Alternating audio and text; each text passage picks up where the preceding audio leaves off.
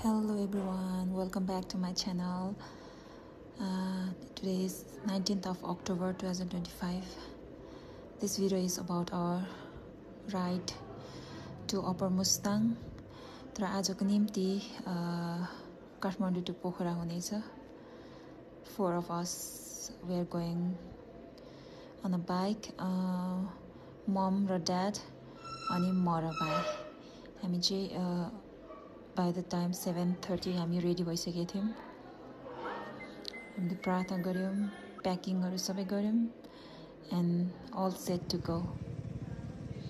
हामीले बिहानै स्टार्ट गर्यौं हाम्रो राइड. दिन एकदम सन्नी and वेदर एकदम राम्रो थियो. हामी धेरै एक्साइटेड थियौं for the ride and everything. थानकोटमा चाहिँ हामीले सानो ब्रेक वाटर ब्रेक लियौं. हामी थानकोट हुँदै गयौं अनि त्यसपछि हामीले अर्को ब्रेक पनि लियौं अनि बाटोमा चाहिँ हामीले बनानाहरु लोकल बनानाहरु किनेर खायौं.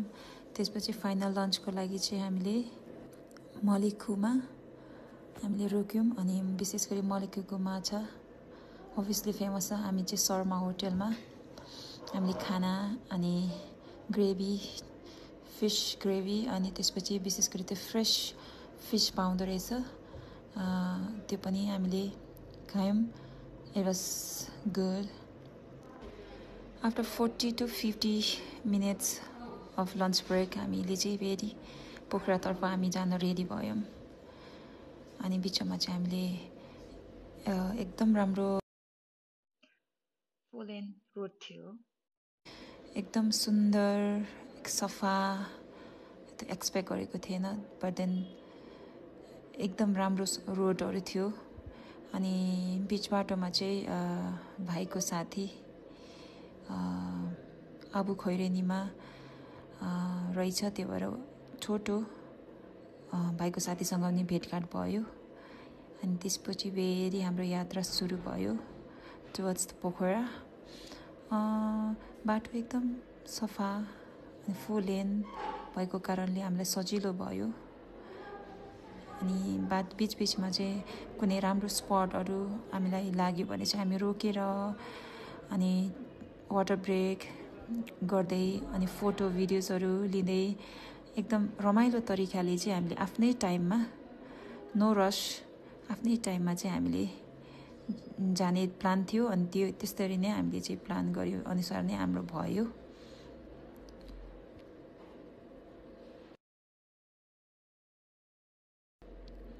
Now we are almost there in Pokhara. अनि पोखरा आउनु भन्दा अगाडिको त्यो एउटा ब्रिज जुन चाहिँ पहिला हामी स्कुल लाइफमा पनि फिल्ड ट्रिपहरु पोखरा जाँदाखेरि पनि मलाई यो एकदम याद आउँछ. यो ब्रिज अहिले चाहिँ कति कुराहरु कन्स्ट्रक्सन भइरहेको रहेछ. अनि यो ब्रिज पछि चाहिँ अलिकति अफ रोड अनि एकदम डस्टी रोड छ. त्यो भएर चाहिँ हामीले चाहिँ अर्को ठाउँमा अलिकति पर पुगेपछि बेटर रोडमा आएपछि चाहिँ फेरि हामीले सबै फेसहरु वाश गर्यौं, सफा गर्यौं. हाम्रो होटल लेक साइड पोखरामा थियो. अनि बाइ द टाइम 6 PM हामी चाहिँ फाइनली हाम्रो होटल रिच गर्यौं. हामी होटल पुगेर सामानहरु राखेर फ्रेशन अप भएर चाहिँ हामी फेवाको वरिपरि घुम्दाखेरि चाहिँ अनि हामीले चाहिँ यो छाताले माथि छोपेको यो राम्रो स्ट्रीट यो चाहिँ फेवातालमै अट्याच गरेको छ यो ठाउँ चाहिँ. अनि तिहारको समय भएर होला झिलिमिली सबैजना रमाइलो गर्ने म्युजिक फुल अफ म्युजिक फुड्सहरु स्टलहरु एकदम राम्रो थियो. एकदम रमाइलो पनि थियो. त्यो नाइट चाहिँ एकदम रमाइलो अनि एकदम रंगीचंगी थियो पोखरा चाहिँ. Live music one of the speciality of Pokhara जस्तो लाग्यो मलाई. जुनै पनि सानो होटलहरुमा पनि गिगहरु गरिरहेको हामीले त्यो फेवातालको वरिपरि हेर्दाखेरि. अनि म्युजिकल एकदम म्युजिकल विशेष गरी लाइभ म्युजिकहरु गाउने परफर्मेन्सहरु थियो. अहिलेको यो ठाउँ चाहिँ क्याट वक भन्ने. यहाँ चाहिँ यो बार अनि रेस्टुरेन्ट जस्तै फुड अनि लाइभ म्युजिक अनि फर एभ्री हुन्छ नि किड्सहरुदेखि ठुलो मान्छेहरुको लागि एकदम रमाइलो ठाउँ रहेछ. फन पार्क पनि अट्याच्ड to it हैन फन पार्क पनि छ अनि यो घुमेर फेरि back to hotel good morning क्लोथ बिहान उठ्ने बित्तिकै हिमाल देख्न पाउन् भने जस्तै यहाँबाट चाहिँ हामीले हिमाल पनि देख्थ्यो अनि at the same time southern पार्टमा चाहिँ हामी यस्तो हेर्दाखेरि चाहिँ फेवा लेक एकदम काम अनि इट्स ब्युटिफुल चाहिँ बिहानैको सिन हो अनि बोटिङ गरेको त्यो खासै देखिन्न कायाकिङ गरेको चाहिँ हामीले यहाँबाट देख्न सकिन्छ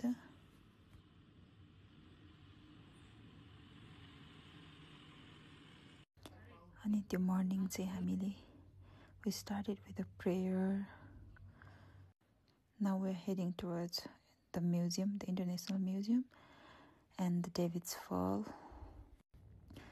पोखरा चाहिँ मेरो 4th टाइम हो स्कुल फिल्ड ट्रिपबाट 2 चोटि गएको थिएँ अनि मेरो हाम्रै फ्यामिली पनि धेरै वर्ष पहिला 2011 मा हाम्रो फ्यामिली नै हामी फेरि घुम्न आएको थियौँ अनि त्यति बेला चाहिँ हामी सबै ठाउँ घुमिसकेको थिएँ त्यही भएर यो टाइम चाहिँ हामी धेरै रस नगर्ने फ्यु अफ द प्लेसेस मात्र जाने तर इनफ टाइम लिएर रेस्ट लिने ताकि अब भोलि पर्सिको यात्रामा चाहिँ अलिक सजिलो होस् भन्ने तरिकाले हामी एकदम रिल्याक्स तरिकाले फ्यु प्लेसेस मात्र एक्सप्लोर गर्ने हाम्रो प्लान थियो अहिले चाहिँ हामी इन्टरनेसनल माउन्टेन म्युजियममा छौँ We're taking some pictures and videos.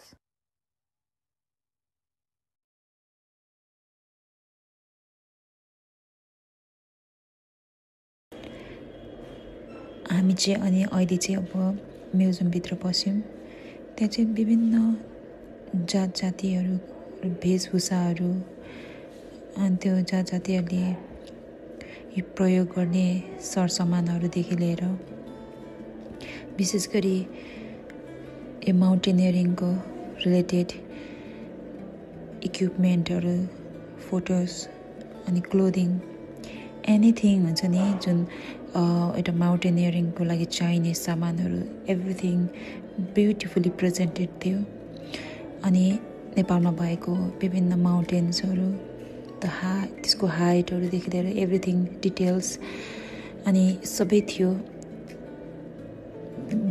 सफा एकदम ब्युटिफुल वेल स्पेसहरू एकदम राम्ररी मेन्टेन गरेको अनि एकदम राम्रो छ यो म्युजियम चाहिँ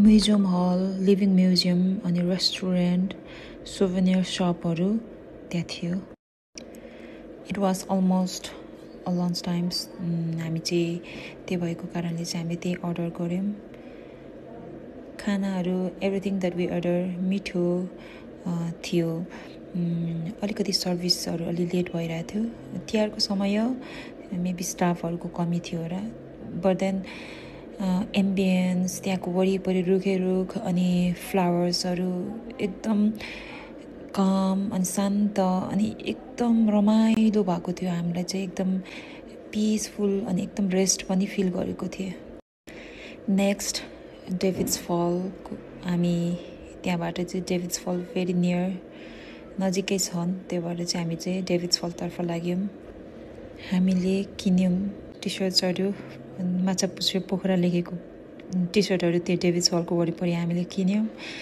आपाले एउटा ढाका टोपी पनि किन्नुभयो नेक्स्ट फेवातालमा बोटिङ